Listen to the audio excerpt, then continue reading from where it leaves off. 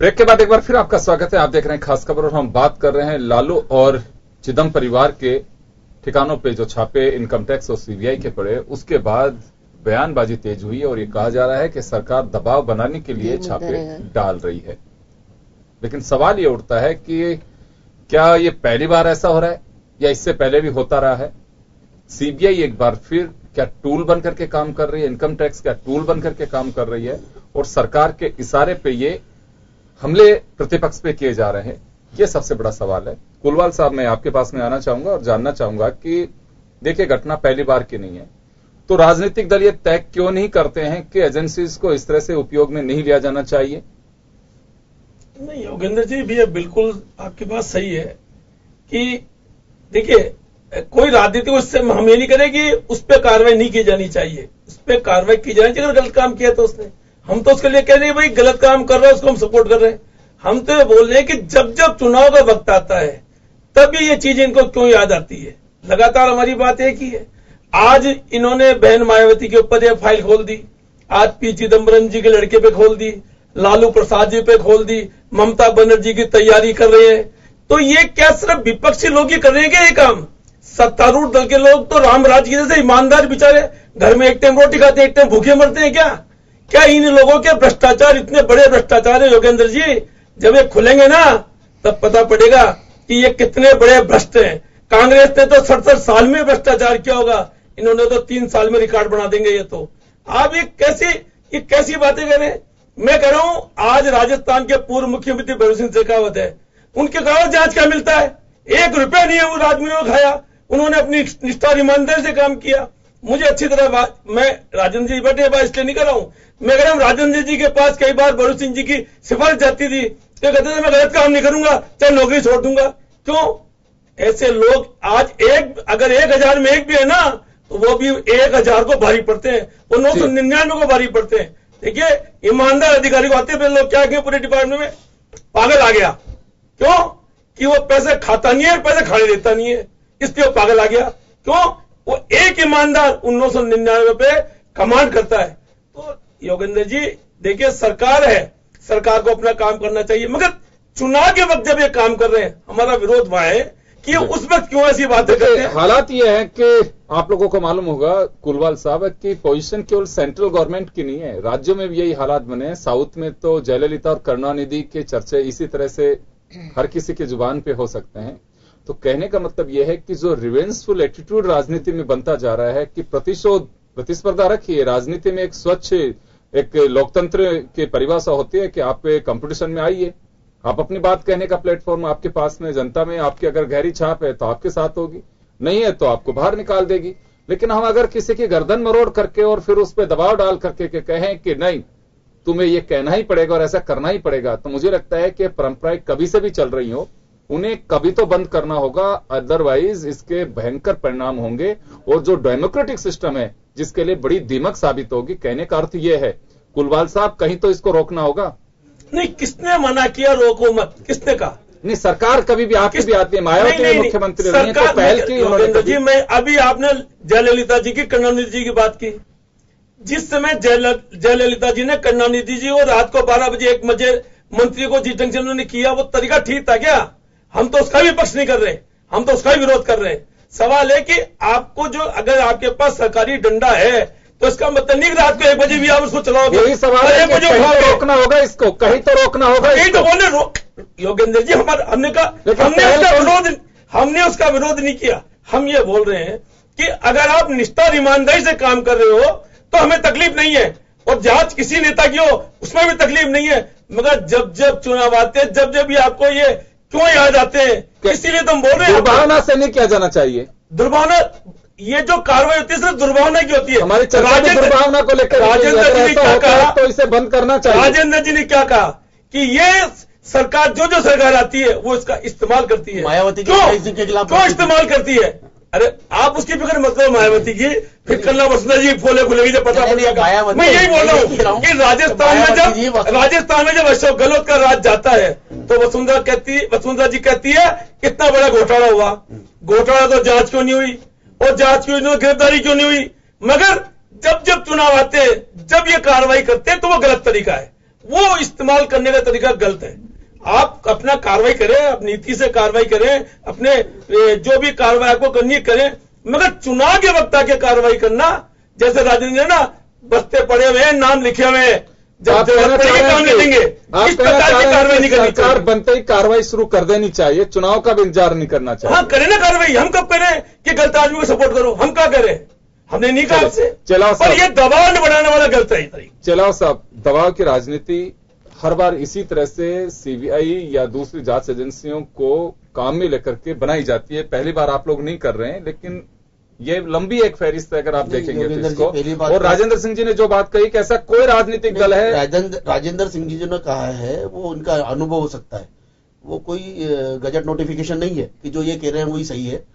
ये इनका अनुभव हो सकता है। हालात जो दिखाई दे रहे हैं, जो पुलिस डिपार्टमेंट में ऐसा होता रहा होगा, आपका पुलिस का अनुभव हो सकता है पुलिस डिपार्टमेंट में ऐसा होता रहा होगा। लेकिन मेरा ये कहना है कि अगर पहली बात तो यह है कि ये कोई दुर्भावना से कार्रवाई नहीं की गई है, एक्ट बना है और माननीय मोदी जी ने घोषणा की करके इस कार्रवाई को किया है कि जब भी बेनामी संपत्ति का मामला आएगा उसके खिलाफ कार्रवाई की जाएगी। और मेरा इसमें एक अलग तर्क है, कार्रवाई चाहे दुर्भावना से हुई है या भावना से हुई है, लेकिन अगर आप निर्दोष हैं, आपके पास में ऐसा कुछ बेनामी संपत्ति नहीं है, तो घबराते काहे को? अपने साक्ष्य प्रस्तुत कीजिए और अपने आप को क्लीन चिट साबित कीजिए। इसके लिए इतना घबराने की जरूरत नहीं है। लेकिन हो ये रहा है कि इस जगह दो बात बोल रहे हैं आप, दोहरी बात बोल रहे हैं मुकेश जी। आप ये बात भी कह रहे हैं और मैं आपकी बात से सहमत हूं कि अगर वास्तव में हम बेदाग हैं तो डरने की आवश्यकता नहीं है, मैं सहमत हूं। लेकिन अर्चना जी ने जो सवाल खड़ा किया तो उस वक्त वो वही तो कह रही है बात, अगर आपके नेताओं पे कोई आरोप लग रहे हैं तो बेदाग साबित होने के लिए कुछ उन्हें भारतीय जनता पार्टी चीजों को बताना चाहिए, या बीजेपी के नेता है तो इस वजह से हमें आवश्यकता नहीं है कि हम किसी तरह के सबूत नहीं देंगे। भारतीय जनता पार्टी के नेताओं को तो पिछला इतिहास ऐसा रहा है कि आरोप लगना तो दूर की बात है, खाली एक सांकेतिक नाम आने पे माननीय अडवाणी जी ने त्यागपत्र दिया था। अडवाणी जी एक प्रतिरूप उमा भारती जी के खिलाफ एक मुकदमा कर्नाटक में दर्ज हुआ, उन्होंने मुख्यमंत्री पद से इस्तीफा देके, लेकिन उमा भारती जी ने तो देखिए अगली बार कह भी दिया कि मुझे साजिशवश हटाया गया था। वो कोई भ्रष्टाचार का मामला नहीं था, वो उनके खिलाफ कोई छोटा सा मुकदमा था, उस पर भी उन्होंने इस्तीफा दिया है। लेकिन राजनीतिक रूप से मैं यही बात कहना चाह रहा हूं कि आज मोदी जी ने कहा कि ना मैं खाऊंगा ना किसी को खाने दूंगा, और उससे सारा विपक्ष भयभीत है। और आज जो मोदी जी के नेतृत्व में देश की जनता का जनमानस जो साथ जा रहा है, उसके पीछे केवल भ्रष्ट राजनीतिक तंत्रों की जो विपक्षी एकता बन रही है, वो चाह रहे हैं। नहीं, एक तो गलत शब्द बोल रहे हैं आप। नहीं, आप इस प्रकार का शब्द नहीं बोले। आप क्या बोल रहे हो? भ्रष्ट तंत्र कौन? भ्रष्ट तंत्र बिल्कुल भारतीय जनता मैंने विपक्ष का नाम लिया, भ्रष्ट राजनेताओं का जो तंत्र है, तो आपके पार्टी में नहीं किया, वो उनके नाम नहीं किया, वो तंत्र मोदी जी को मैं बिल्कुल अपने शब्द पे कायम हूं, मैंने कोई गलत नहीं बोला। भ्रष्ट राजनेताओं का तंत्र जो है, मैं हर आदमी को, हर विपक्ष के नेता को भ्रष्टाचार से नहीं जोड़ रहा हूं, भ्रष्ट राजनेताओं का तंत्र है, वो विपक्ष की एकता बनाकर और मोदी जी को रोकने का प्रयास कर रहे हैं या इनके खिलाफ साजिश रच रहे हैं। तो कुल मिला के यह है कि एक ईमानदार प्रधानमंत्री जन नेता के रूप में जिसको जनता के बीच में स्वीकार्यता मिली है, उनके खिलाफ एक षड्यंत्र बन रहा है, छोटा सा और इस प्रकार के आरोप लगते हैं। अरे उनसे कौन बात कर रहा है? हम डिपार्टमेंट की बात करें, आप मोदी जी बोला रहे बीच में, तभी जेटली जी को बताओ ना काट कितने काट के जेटली ने, बताओ पुलिस को कितने काट के, आप एक मोदी जी को आप साबित करो ना। बिल्कुल साबित होगा। मायावती देश में इतना बड़ा घोटाला हुआ है, यूपीए सरकार में मायावती क्या बात बोल रहे हो? हर नोट के 2 नोट आपके पास, हर नोट के 2 नोट आपके पास। मैं जानना चाहूंगा, ये कांग्रेस गवर्नमेंट के नाम, तो आपने भी किया है ना, उनको देख के ही तो आप आपके नाम को सार्थक करिए, कूल होइए थोड़े से कुलवाल साहब। मैं चिराग साहब आपसे जानना चाहूंगा कि जब आप लोग गठबंधन करते हैं तो वो गठबंधन धर्म होता है, दूसरे लोग अगर कोई गठबंधन करने की कोशिश करते हैं तो वो साजिश होती है, ऐसा क्यों होता है? नहीं, मैं ये नहीं कह रहा हूं गठबंधन धर्म करने, गठबंधन नहीं करना चाहिए, ये खूब गठबंधन करे और इनके सारे गठबंधनों को जनता स्वीकार कर चुकी है।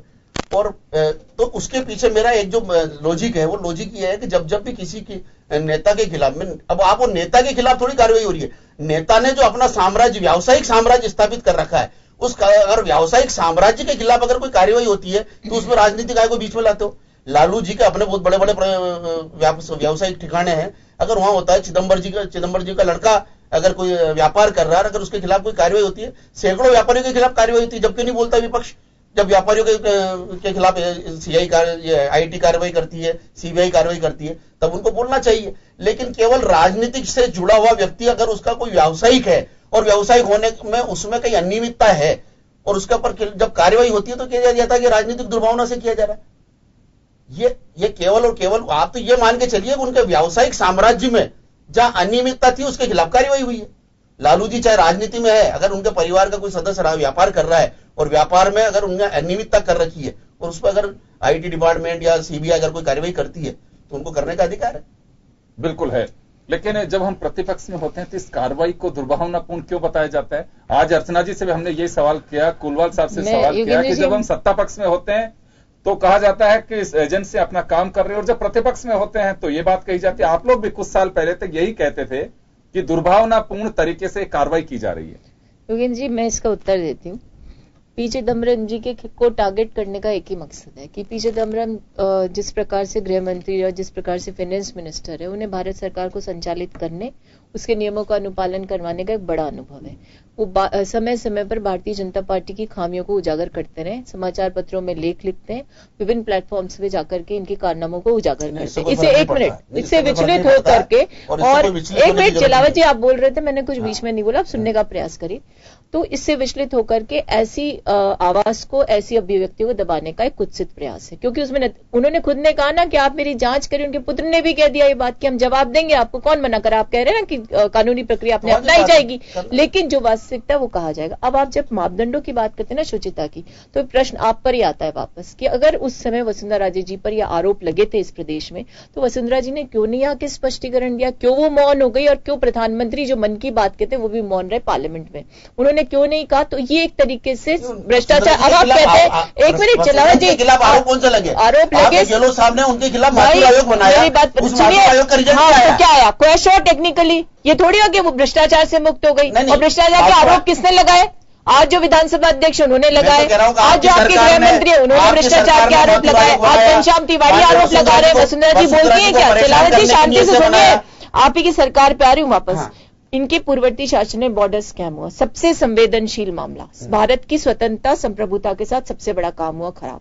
उसके बाद क्या हुआ? उस व्यक्ति को आज कैबिनेट मंत्री का दर्जा देते हो, भ्रष्ट को और ज्यादा कैसे सम्मान दिया जाए उसकी प्रतिमान तो आपने स्थापित कर दिए। ना सिर्फ टिकट दिया, टिकट देने के बाद हारने के बाद उसको कैबिनेट मंत्री का दर्जा दे दिया। वो जांचें कहां गई ये भी तो देश जानना चाहेगा ना। तो नहीं, हम क्या कर रहे हैं? आपके शासन में और आपने खुद ने हामी भरी कि हम बॉर्डर स्कैम की जांच करवाएंगे। इतना संवेदनशील मुद्दा, आज प्रधानमंत्री नरेंद्र मोदी को यह जांच करवानी चाहिए कि बॉर्डर स्कैम के आरोपी को कैसे कैबिनेट मंत्री का दर्जा दिया जाए। जो पर्ल ग्रुप पे अभी कारनामा हुआ, उसको गिरफ्तार किया गया, वो सारा बॉर्डर स्कैम है और उस बॉर्डर स्कैम पर आज तक कार्रवाई नहीं हुई। कितना बड़ा प्रश्न है आज, सबसे बड़ा संवेदनशील देश की वो टेक्निकली क्वेश्चन हुआ कोर्ट से। माथुर आयोग ने ये नहीं कहा कि श्रीमती राजे भ्रष्टाचारी नहीं है या भ्रष्टाचार से मुक्त हो गए, ये दुर्भावना से लगा, कोई दुर्भावना नहीं, वो टेक्निकली हुआ कि उसका कॉन्स्टिट्यूशन में कोई लीगैलिटी या टेक्निकल फॉल्ट था, इसलिए माथुर आयोग को कोर्ट ने भंग किया, हमने नहीं भंग किया। लेकिन वो क्यों गठित हुआ?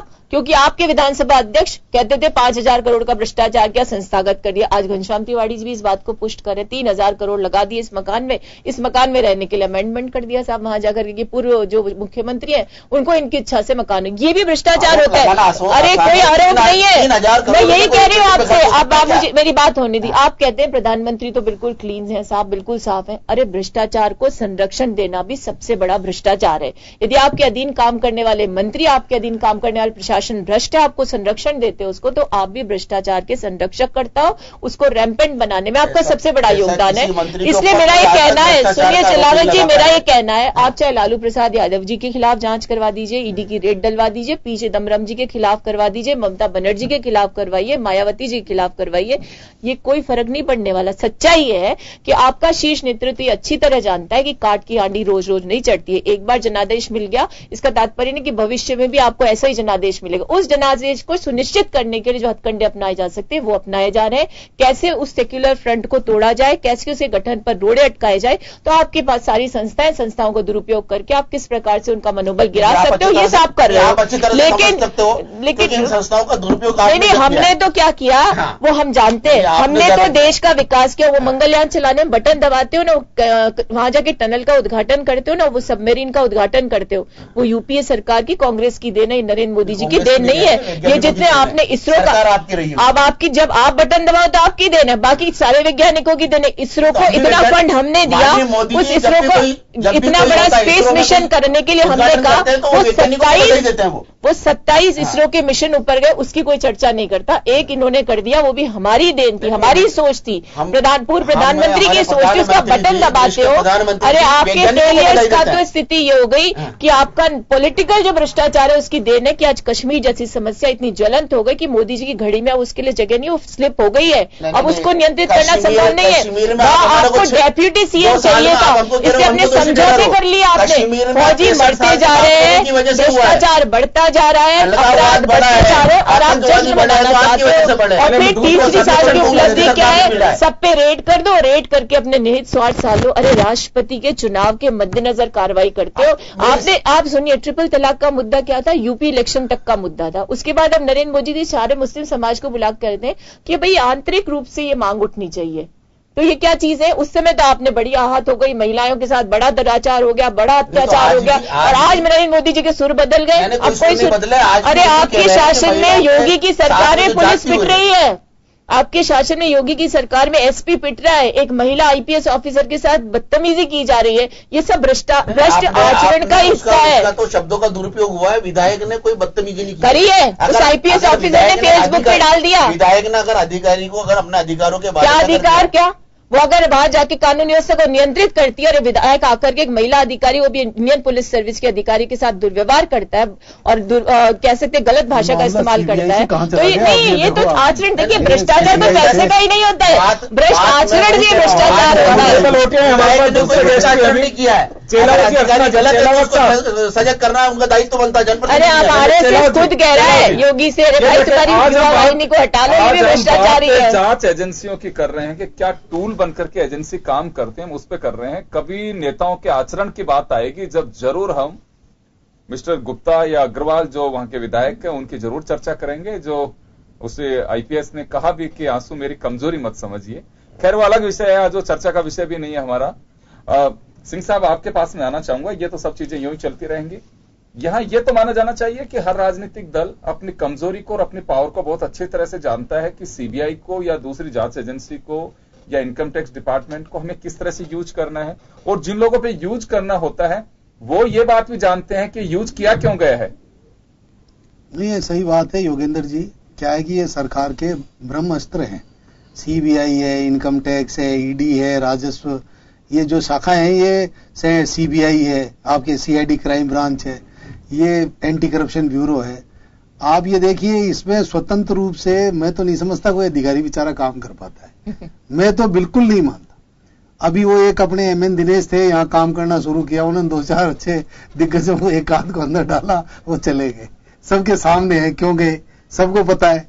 तो ये क्या है कि आप दिल्ली में भी देख लो, सीबीआई में भी, वहां पे भी जब कोई अधिकारी अपनी खुद के स्वप्रेरणा से कोई भ्रष्टाचार का मामला खोलना चाहता है और उसमें अगर सरकार की मंशा दूसरी होती है, मैं यहाँ सरकार एक की बात नहीं, दोनों तीनों सभी की यही मंशा है, उसमें ये कोई नहीं कह सकता कि साहब ये तो दूध के धुले हैं, वो गलत कर रहे हैं या इन्होंने सही किया है। सबकी यही रीति नीति रही है कि वो देखते हैं अरे साहब ये ऑफिसर तो बड़ा स्मार्ट बनने के लिए जा रहा है, तो फिर उसके कहीं ना कहीं पर कतरने की कोशिश करके और उसको वहां से हटा देते हैं।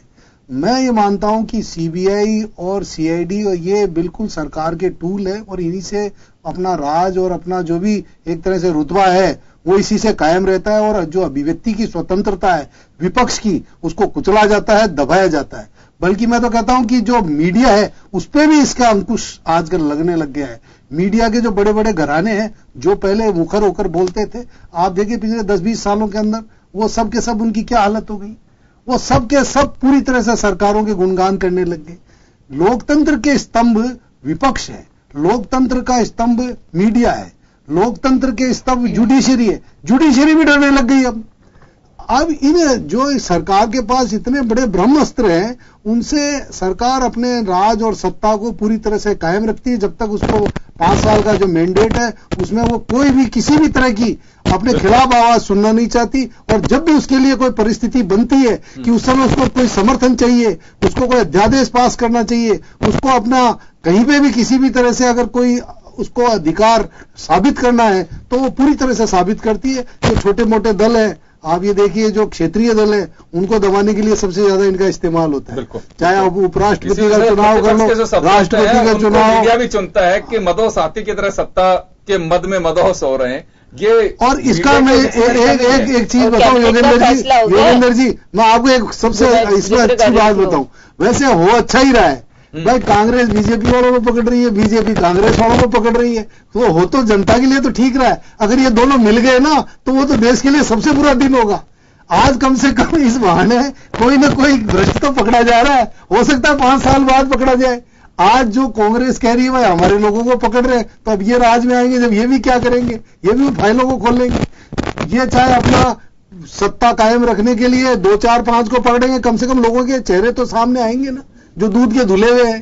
तो ये एक जो प्रक्रिया अपनाई है, इसके लिए सबसे अच्छा काम यही है कि सीबीआई को जो दूसरी इन्वेस्टिगेटिंग एजेंसियां है उनको स्वतंत्र रूप दिया जाए। कई बार इसकी मांग भी उठी है, कई बार लोकसभा में भी बहस हुई है, कई बार इस तरह की चर्चाएं भी वही बात कह दी, पर वो सब होता नहीं, करना कोई नहीं चाहता, न कांग्रेस चाहती न बीजेपी चाहती, कोई भी नहीं चाहता। वो कहते भाई हमारे ब्रह्मास्त्रों को हम कैसे छोड़ दें। अब आप फालतू की बोले, वो आदर्श बातें करते हो। जब आप राज में थे जब तो आपने इन ब्रह्मास्त्रों को छोड़ा नहीं, अब हमारा राज है जब आप इन ब्रह्मास्त्रों को छोड़ तो मैं चलाने दीजिए, उसके बाद में हो सकता है अगली बार देखेंगे। आप जब राज में आओ, जब आप छोड़ना, हम तो नहीं छोड़ेंगे। आपने वही बात कह दी। अक्सर कई पुलिस ऑफिसर्स कहते हैं कि साहब गैंगवार हो रहा है, तो उसमें कहा यह जाता है कि गैंगवार क्राइम को निपटाने के लिए सबसे बढ़िया तरीका है, क्योंकि एनकाउंटर कहीं होता है तो उसकी 10 जांचें होती हैं। आपस में गैंगस्टर्स मरते हैं तो ज्यादा ठीक रहता है। आपने कहा कि वो उसकी जांच करा लेगा, वो उसकी जांच करा लेगा, तो ये ज्यादा ठीक होगा। एक दूसरे का मालूम भी रहता है। इनके चेहरे भाई ऐसे तो आएंगे नहीं अगर ये मिल गए। जैसा पहले कहा करते थे कि बस सरकार का मुख्यमंत्री विपक्ष का नेता मिल जाता था, मुख्यमंत्री खुद फाइल दे देता था विपक्ष के नेता को, ले भाई तू इसकी खोल दे पोल। और जिस तरह से नेक्सस चलता था तो जनता में वो दब जाता था मामला। पर किस बहाने कम से कम लोगों के आते तो थे, किससे सामने आते थे भ्रष्टाचार के, चाहे किसी भी रूप में आओ। मैं तो सोचता हूं कि इसके बहाने कम से कम कुछ किस्से तो बाजार में आ रहे हैं ना, लोगों को पता चल रहे हैं। एक छोटा सा सवाल ऐसा नेक्सस हो गया, व्यवस्था हमारे बन गई है, क्या वास्तव में इस पे लगाम लगाने की आवश्यकता और लग पाएगी जो हालात बन गए हैं? नहीं, इस पे तो लगाम लगी नहीं सकती ना, क्योंकि राजनीतिक सोच ही नहीं है। जब राजनीतिक सोच पैदा होगी, सबके मन में यह होगा कि हम इन एजेंसियों को स्वतंत्र रूप से काम करने दें। जिनके मन में यह इच्छा होगी कि हम भ्रष्टाचार को खत्म करें, तो अपनी पार्टी में भी है भ्रष्टाचारी, उनको पकड़ो 2-4 को। फिर ये विपक्ष भी नहीं बोल सकता 5 अपने पकड़ो और 25 उनके पकड़ो, फिर दो जवाब कि देखो 25 तो तुम्हारे पकड़े, 5 हमारे पकड़े, बैलेंस कर दिया। फिर वो बैलेंस करे। तब ऐसा है अपने आप को तो ये कोई साबित करे कि साहब हम तो बिल्कुल दूध के धुले हुए हैं, और अब चूंकि हम राज के ये विपक्ष में यही भ्रष्ट है, तो उससे क्या है कि सवाल खड़े होते हैं, उससे आपकी नीयत खराब स्पष्ट लगती है लोगों को, और लोगों में भी क्या है, जनमानस में भी उसके प्रति प्रतिक्रिया होती है। मैं आपको बताऊं, सन 1978-79 में इंदिरा गांधी को एक बार पता नहीं कौन से मामले के अंदर, शाह कमीशन वाले मामले में 1 दिन के लिए पुलिस ले गई और उसको हाथों हाथ छोड़ना पड़ा, और उसका नतीजा क्या हुआ, 2.5 साल में वापस इंदिरा गांधी आ गई, जिसका इतना विरोध हुआ था। तो ये इसका जनता सब आकलन करती है, तो इसका आकलन ऐसा नहीं है कि जनता चुप रहती है, रोज देख रही है टेलीविजन, रोज अखबार पढ़ रही है, और इसके पीछे मंतव्य की भी जानकारी है जनता को कि ये सब कार्रवाई क्यों हो रही है। अपने आप में राजनेता भले ये समझ लें कि हम इस ब्रह्मास्त्र का उपयोग कर रहे हैं, ये हम बिल्कुल ठीक कर रहे हैं, कानूनी रूप से कर रहे हैं, सही कर रहे हैं, और इन्होंने किया तो हम भी कर रहे हैं, पर जिन्होंने किया था उनको भी सजा मिल गई, और जो अब करेंगे उनको भी सजा मिल जाएगी। तो इसलिए ये सोचना बहुत इसका सही नहीं है। इसी एजेंसियां इनको स्वतंत्र करने की सोचना चाहिए, तभी भ्रष्टाचार। और अब लगता है कि इसकी आवश्यकता आ भी गई है कि हर राजनीतिक दल इस बात को जानता है कि हम इसे टूल की तरह उपयोग करते हैं, लेकिन बावजूद इसके आज भी एजेंसीज पे हम उंगली नहीं उठा सकते। उंगली महज इस वजह से उठा सकते हैं कि राजनीतिक स्वार्थों की वजह से टूल के रूप में उपयोग किया जाता है, लेकिन वो महज 1-2-5% होते हैं। फिर भी 90% जो काम होते हैं एजेंसीज के, दूसरे लोगों जो होते हैं वो काफी फेयर होते हैं, काम करते हैं। लेकिन जब पॉलिटिकल एजेंडे के रूप में काम करते हैं तो उंगली उठना भी लाजमी है।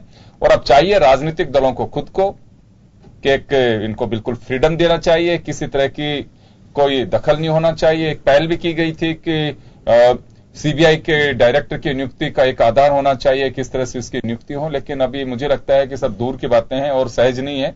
हर राजनीतिक दल जानता है कि सत्ता पक्ष में हम आए तो कुछ ऐसे चीजें हमारे पास में होनी चाहिए जिसे हम टूल की तरह से उपयोग कर सकते। उसमें सीबीआई, इनकम टैक्स और इस तरह की जांच एजेंसियां अभी भी हैं। पहले ईडी और सेबी का काम चर्चाओं में होती थी, लेकिन अब वो भी इसी रूट लाइन पे चल पड़ी हैं। खैर, अब समय की मांग है कि अब राजनीतिक दलों को इस पर विचार करना चाहिए। अदरवाइज होगा यही कि ये रिवेंजफुल जो माहौल बन चुका है, ये आज ये लोग कर रहे हैं, कल दूसरे करेंगे, कल तीसरे करेंगे, वो खत्म होने का नाम नहीं लेगा और एजेंसीज पे उंगलियां भी इसी तरह से उठती रहेंगी। तो ये तय भी आप ही लोगों को करना है कि वास्तव में कब इस पर लगाम लगाना होगा। चलिए, बहुत बहुत शुक्रिया आप सभी का, और खास खबर में बस इतना ही। दीजिए इजाजत, नमस्कार।